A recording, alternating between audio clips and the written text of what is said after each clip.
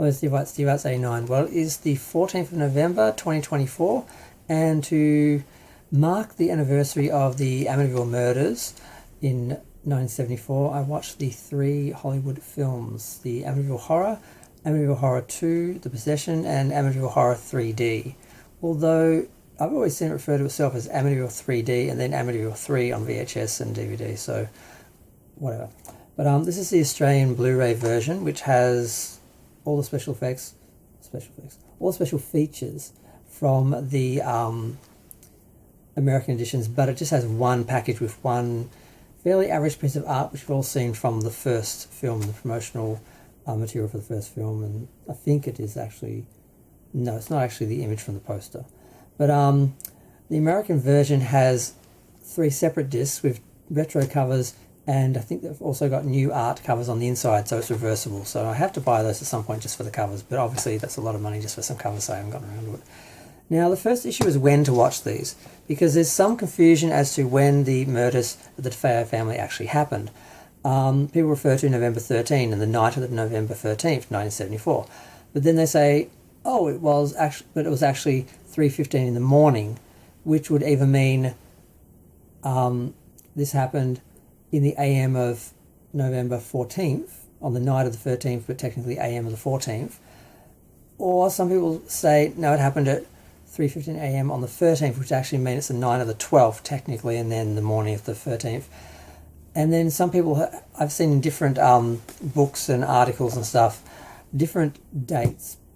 And the time does seem to confuse people, but the other issue is the next morning he went into a bar, a local bar, screaming for help, saying his family had been murdered, and people went back to the house with him and discovered the bodies. And some people say that happened on the morning of the 13th, and some people say on the morning of the 14th. So I cannot work out what night, what time the family was actually killed, but because in Australia we have a time difference, I'm kind of able to cover both dates. So I watched the films on the night of the 13th, in the AM of the 14th, but in America it's still the 13th. So I think 3:15 AM in American time is going to be 7:15 PM tonight. So, but I already, if it was 3:15 on the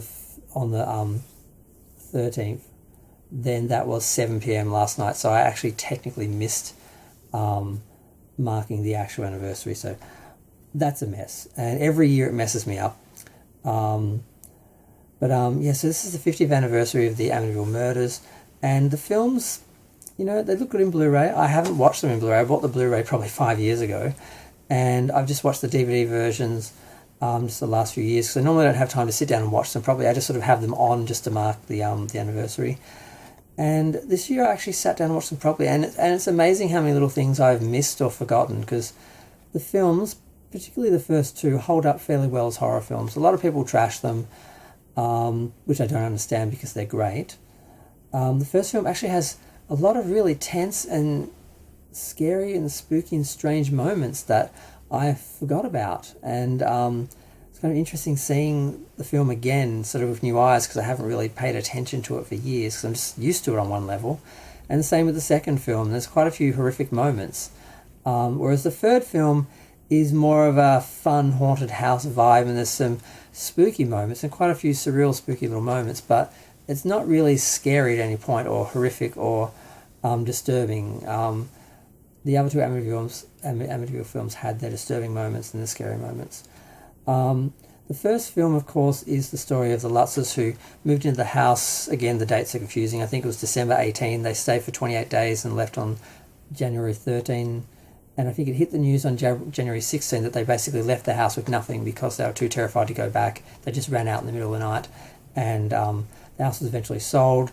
They eventually got a book. The book was turned into the film. People called it a hoax, saying they had that plan all along. And I'm like, I sincerely doubt they were able to plan and predict a best-selling book and a best-selling film, and that they would throw their house away, based on the thought they could maybe do that if they made up this story and it got on the news and it went. It's just there's a lot of people who just want to disprove anything supernatural because they can't handle the reality that actually we don't know everything and don't understand everything. Now, the second film is a prequel, and it's one of the first prequels I know of. It goes back and tells the story of the first people who moved into the house.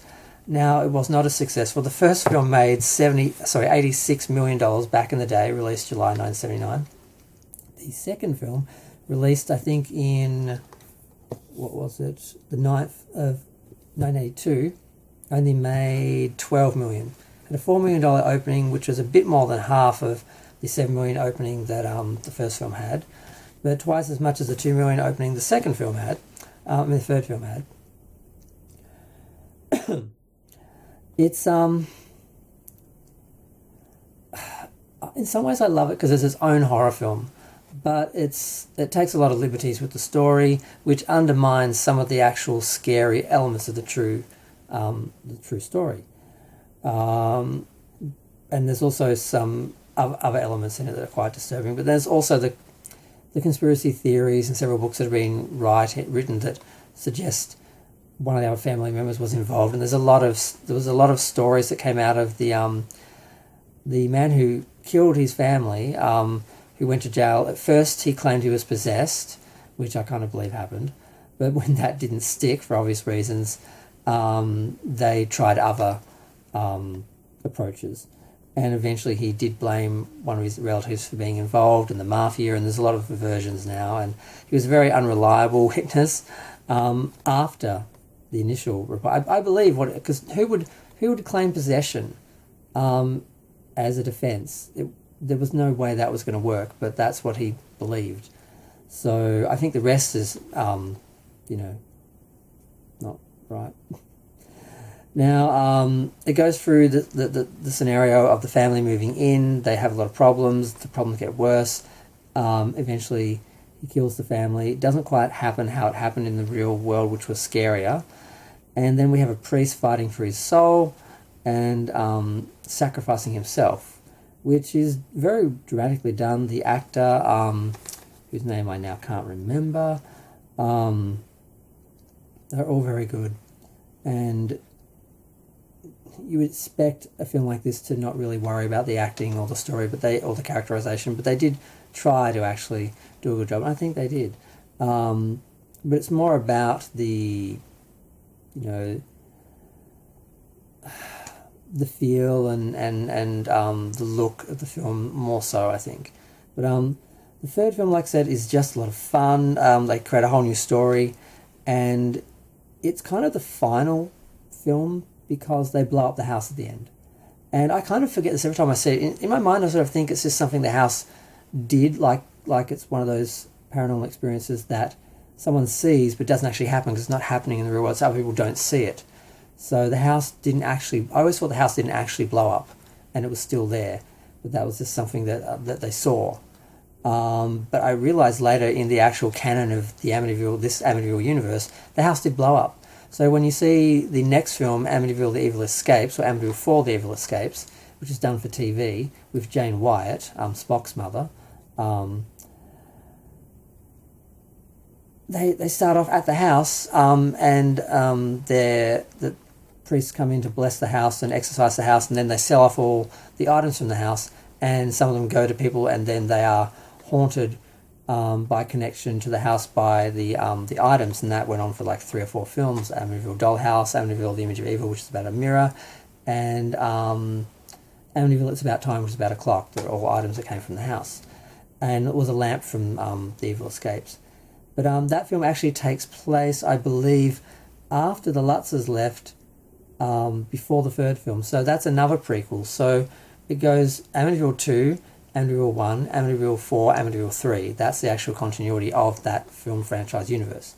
Or you can just ignore the house blowing up and just act like they keep going, because you do see the Amityville house later on. In Amityville: The Awakening, which I just found out made $8 million internationally, because it was released... It was a Weinstein film, and it was released just after he went down, and he kind of took the film with him. But it did get a release internationally and made $8 million. But before that, only made a couple of thousand, like 2 theatres in the US. And then they did another film, which was a remake, because that film actually refers to the Amityville Horror in the film, and they actually show the box set that I have, which I probably should have brought over, but is sitting on my bed, that they actually hold up, that they're watching the films in the real house, saying that these films were made about the real house. So they're pretending the Amityville movie house, which they recreated in, I think, 3/4 scale or something, they just built it on a block of land, which is what they should have done several times, is actually the real house in that universe. So I guess it's another universe referring to the original movies as the filmed version, but it's not actually a recreation of the real house, so it's not supposed to be the events of the actual Amityville real life events, I believe. And then of course you have all the TV movies like Amityville, The Image of Evil, and It's About Time, and Dollhouse, which all feature things from the house and do show at least one or two shots of the house, but they're all just sort of memories or illusions or photos or images and things, so we don't really see the house again. But then they did make the Amityville Murders, which was a remake of the Murder in Amityville book, or at least based on the events. And that one, I think that only made about 8,000. It didn't get a real release. It was more of a TV movie. And that I'm going to watch. I don't have a great memory of it, so I'm going to watch that tomorrow, and all the other films. I'm sort of expanding the marathon from 7 p.m. or 6 p.m. I'm going to line it up. Like last night, when it hit 3:15 a.m. in the film and it gets up to start killing the family, it was 3:15 a.m. in Australia, exactly. So I timed it from the start of the film. And I'm going to do that again in this film for the American time, assuming that it's not the day before. But either way, I really enjoyed the films. The first two are genuine horror films. They do have some disturbing and scary moments. They have a lot of great cinematography and great atmosphere, and a lot of little surreal, strange little moments that are creepy. And I was trying to find, at times, breaks to do stuff while watching the films, which often I just watched the films in the background. I found I couldn't do it. I could not step away from the film because every scene, there was something that was happening. There was no fat on that film. And same with Amityville 2. Amityville 3, there's a couple of moments where it's just like, I don't like the character played by Tony Roberts, Ted Baxter. His wife is amazing, played by Tess Harper. She has to be the most shrill woman, the most shrill actress in the 80s, and she's brilliant in this film. Candy Clark is fun. She dies too soon. She's the friend who is the believer because he's the skeptic. But he's not that likable, and the people who are likable all die early. And there are a lot of flat scenes, and the end where the house is destroying itself, there's no music, it's just thing blowing up, thing blowing up, thing blowing up. They could have had some real build-up and could have been much more dramatic. So I still have very fond feelings and fond memories of it because it's very much just a spooky house movie, and it's got some very spooky music, and it's some fun. And they show the house quite a lot. There's a few good moments, but then there's some other moments I'm just like, okay, did not age well. Some of the effects some of them are interesting, but some of them just look really bad. And you have to remember it was done in 3D, so all these things were meant to pop off the screen, which means when you watch it on 2D, they don't look like they're part of the actual scene, so they look like bad effects, but they're actually designed to actually be floating in front of your eyes. So it's a bit tricky. You have to sort of keep that in perspective when you're watching it. And when people point things at the camera every 2 minutes, you have to remember why they were doing it then. And I don't know if it was done with the red and green or red and blue 3D or the actual modern 3D. I've heard different versions, just like Jaws 3 and Friday the 13th 3. I haven't been able to work out which versions actually went into the cinema. I guess this is a 15-minute review, a 15-minute video for 3 films. I guess that kind of works. I was going to try and make it 5 minutes and then try and make it 10 minutes, and here I am still talking. But I love the mystery of the Amityville Murders and the Amityville haunting. I've had paranormal experiences. I believe, I know that there's more, than we understand. So I believe the original story, that it could have happened that way. The book had some issues. The movie was based on the book that had some issues as well. all the other films afterwards were sort of just referring to the real life case and the real sort of scenarios. So you have to understand all that, and all the films that have come out since the copyright issues, when the original owners of the house, George and Kathy Lutz, have died.